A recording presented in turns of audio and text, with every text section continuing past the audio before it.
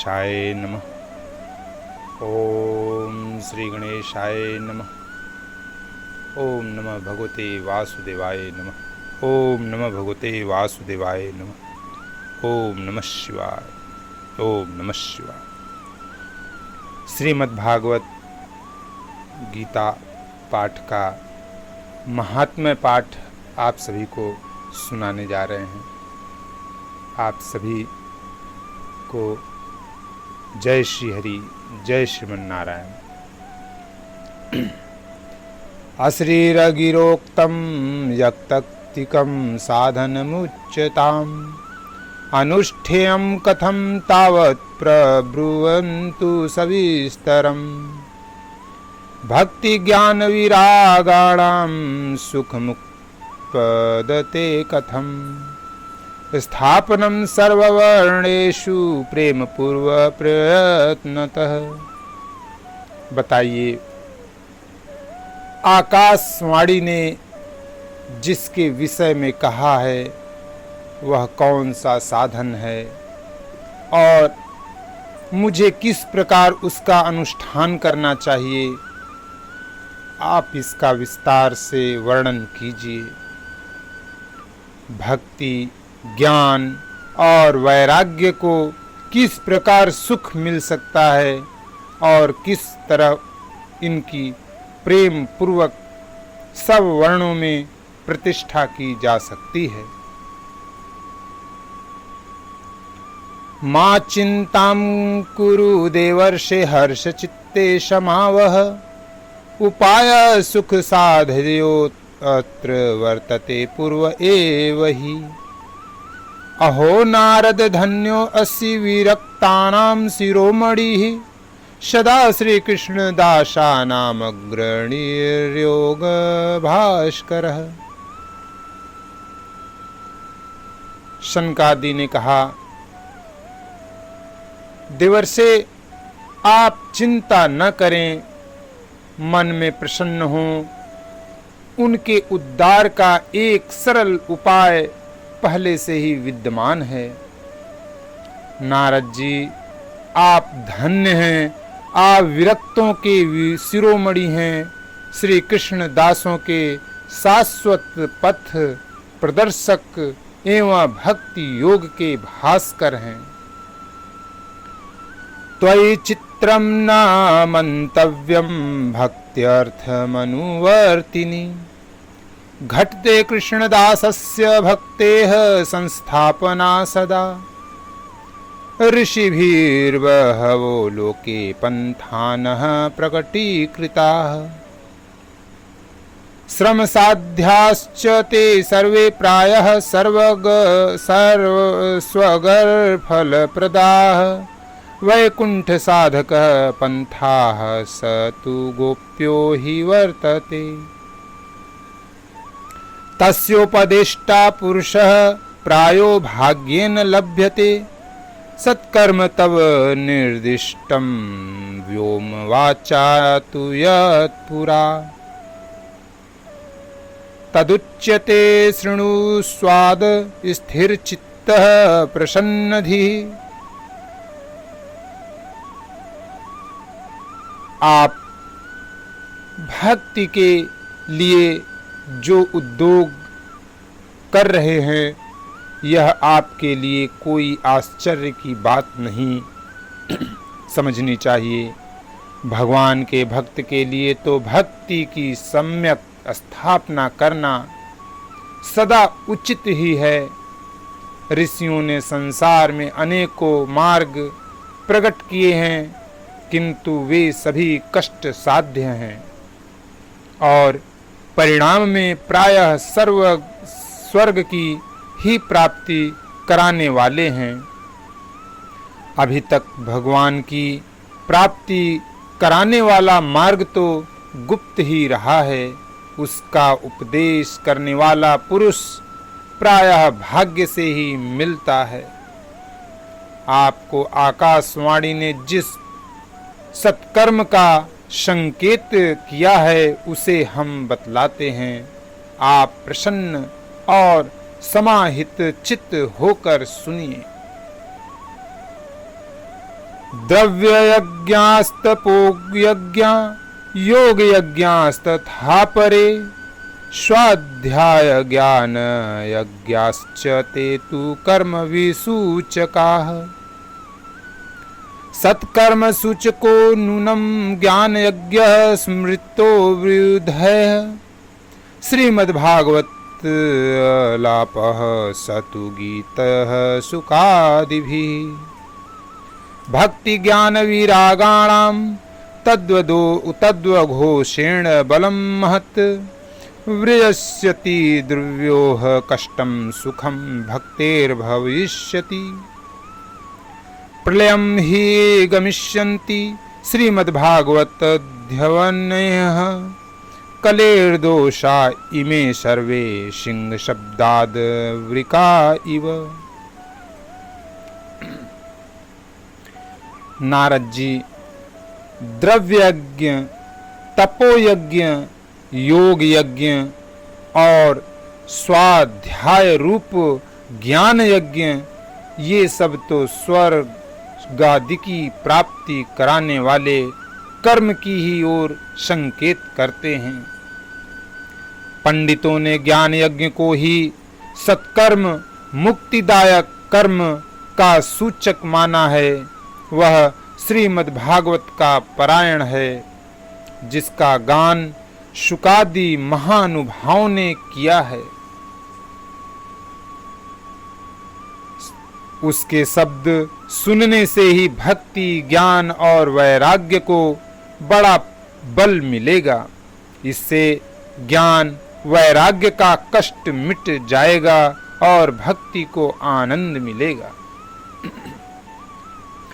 सिंह की गर्जना सुनकर जैसे भेड़िए भाग जाते हैं, उसी प्रकार श्रीमद् भागवत की ध्वनि से कलयुग के सारे दोष नष्ट हो जाएंगे। श्री हरि श्री हरि। ज्ञान वैराग्य संयुक्ता भक्ति प्रेम रसावहा प्रतिगेहम प्रतिजनम ततः क्रीड़ां करिष्यति।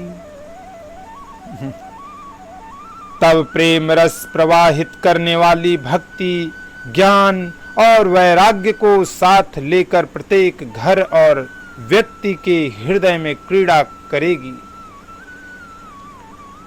वेद वेदांत घोषैश्च गीता पाठ है प्रबोधितम भक्ति ज्ञान विरागाणां नोदतिष्ठत्रिकं यदा। श्रीमद्भागवतालापातक्तम् बोधमिष्यति तत्कथासु तु वेदार्थः श्लोके श्लोके पदे पदे। छिन्दन्तु संशयं हूनं भवन्तो अमोघ दर्शनाः विलम्बो नात्र कर्तव्यः शरणागत वत्सलाः। नारद जी कहते हैं, मैंने वेदांत की ध्वनि और गीता पाठ करके उन्हें बहुत जगाया, किंतु फिर भी भक्ति ज्ञान और वैराग्य ये तीनों नहीं जगे।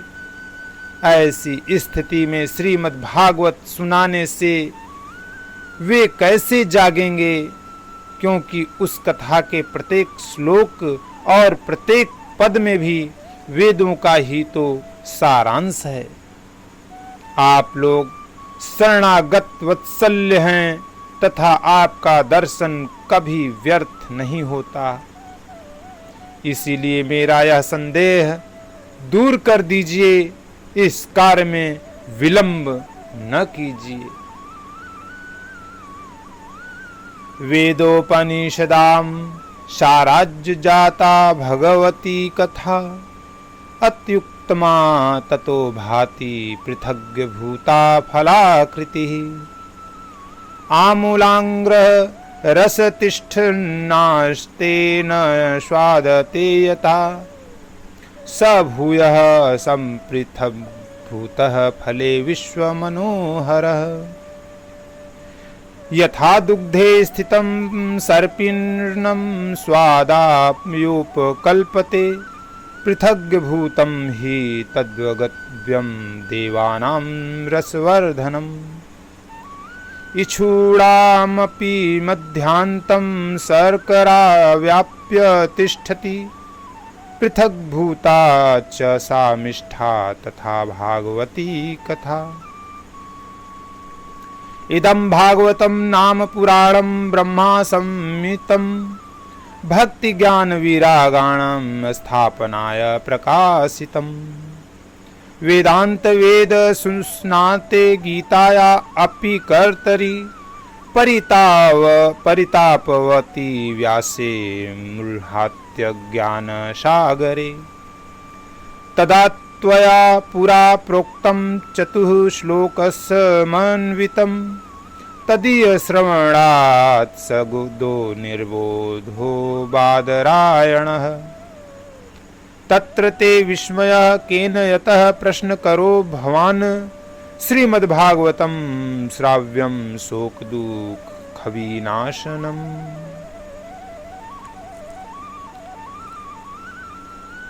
शनकादि ने कहा, श्रीमद्भागवत की कथा वेद और उपनिषदों के सार से बनी है, इसीलिए उनसे अलग उनकी फल रूपा होने के कारण वह बड़ी उत्तम जान पड़ती है।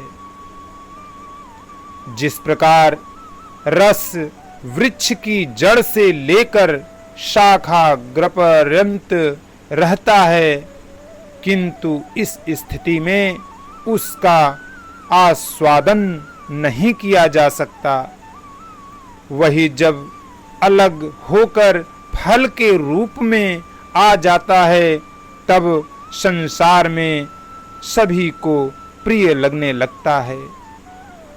दूध में घी रहता ही है, किंतु उस समय उसका अलग स्वाद नहीं मिलता, वही जब उससे अलग हो जाता है तब देवताओं के लिए भी स्वादवर्धक हो जाता है।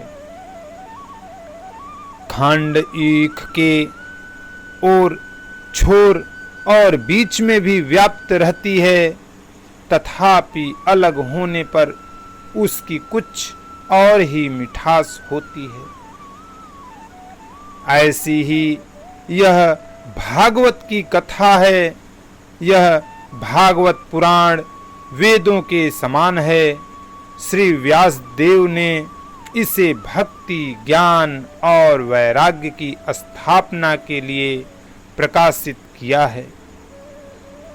पूर्व काल में जिस समय वेद वेदांत के परगामी और गीता की भी रचना करने वाले भगवान व्यास देव खिन्न होकर अज्ञान समुद्र में गोते खा रहे थे, उस समय आपने ही उन्हें 4 श्लोकों में इसका उपदेश किया। उसे सुनते ही उनकी सारी चिंता दूर हो गई थी, फिर इसमें आपको आश्चर्य क्यों हो?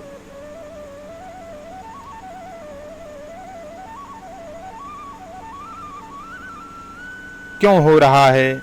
जो आप हमसे प्रश्न कर रहे हैं, आपको उन्हें शोक और दुख का विनाश करने वाला श्रीमद् भागवत पुराण ही सुनाना चाहिए।